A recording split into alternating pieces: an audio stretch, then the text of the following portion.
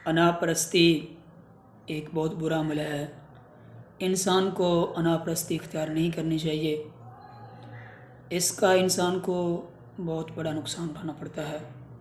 बाज़ औक़ात वो इंसान इस अनापरस्ती की वजह से अपने प्यारों से इस कदर दूर हो जाता है कि दोबारा उनका मिलकर बैठना, बातें करना ये मुहाल हो जाता है।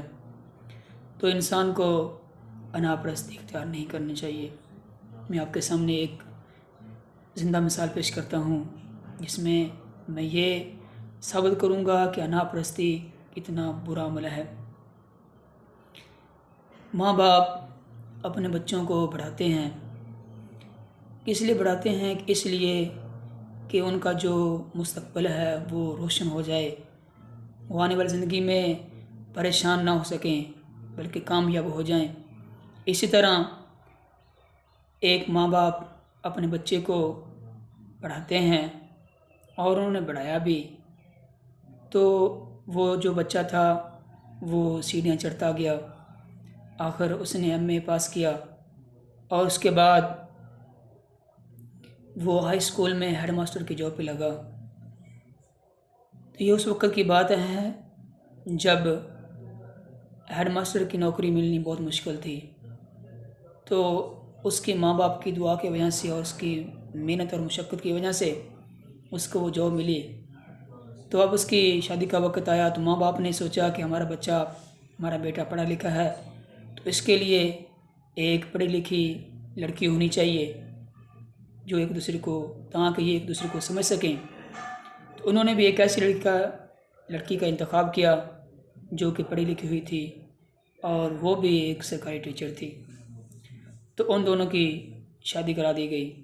शादी की ठीक 2 साल बाद उनमें इख्तिलाफ शुरू हो गया। इख्तिलाफ भी कैसा था कि जो उसकी बीवी थी वो दूसरे शहर में जाती थी पढ़ाने के लिए, और जिस शहर में वो इंसान रहता था, उसके माँ बाप रहते थे, उसकी उसी इलाके में, उसी शहर में जॉब थी। तो बीवी ने ये कहा कि आप इस शहर से ट्रांसफ़र करवाएं और मेरे साथ जहाँ पे मैं जॉब करती हूँ उसी इलाके में आप भी जॉब करें। तो उस आदमी ने कहा कि नहीं, मैं ये नहीं कर सकता, मैं अपने माँ बाप के पास हूँ और मेरी जॉब भी अच्छी है, तो मैं यहाँ से कहीं नहीं जाऊँगा। उस औरत ने, उसकी बीवी ने कहा अगर आप ट्रांसफ़र नहीं करवाएंगे तो मैं आपके साथ नहीं रहूँगी। देखिए, यहाँ से बात शुरू हो रही है। और जब उसने कहा कि आप ट्रांसफ़र करवाएं, और उसने आगे से कहा कि उसकी अना नहीं थी, लेकिन उसने अपने माँ बाप की खातिर कि उन्होंने उसे पढ़ाया है, अब उन्हें छोड़कर वो कहीं और चला जाए ये मुनासिब नहीं है, उनका घर भी वहीं था। सो उसने कहा कि मैं अपने माँ बाप को छोड़कर किसी और शहर में जॉब क्यों करूं। उस औरत ने कहा अगर आप यहाँ से ट्रांसफ़र नहीं करवाना चाहते या नहीं करवा रहे तो मैं जा रही हूँ, मैं इस घर में नहीं रह सकती।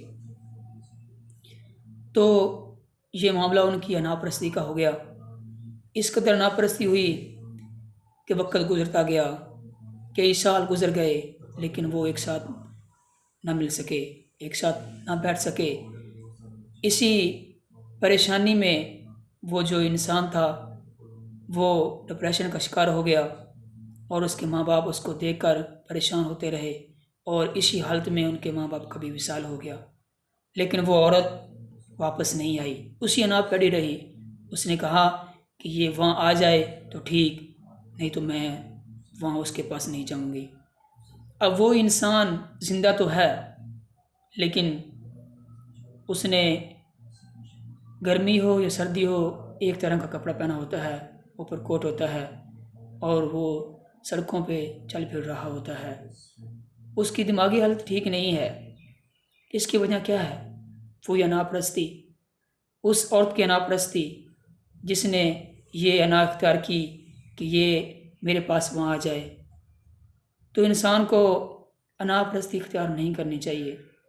अगर वो औरत ये अना इख्तियार ना करती तो कितना मुआशरा सुलझ जाता, उनके बच्चे वो अपने बाप के पास रहते और वो जो इंसान था उसके माँ बाप भी खुश रहते। और ज़ाहिर है अगर इस इंसान के माँ बाप गमगीन हैं तो उस लड़की के माँ बाप भी गमगीन होंगे। तो नापरस्ती की वजह से दो ख़ानदान आपस में बिखर गए और कभी भी दोबारा वो इकट्ठे ना हो सके। तो इंसान को चाहिए कि वो अना इख्तियार ना करे, इसके इंसान को बहुत बहुत बहुत ज़्यादा नुकसानात हासिल होते हैं। तो दुआ है कि अल्लाह ताला हमें अनापरस्ती को ना इख्तियार करने की तौफ़ीक़ अता फ़रमाए।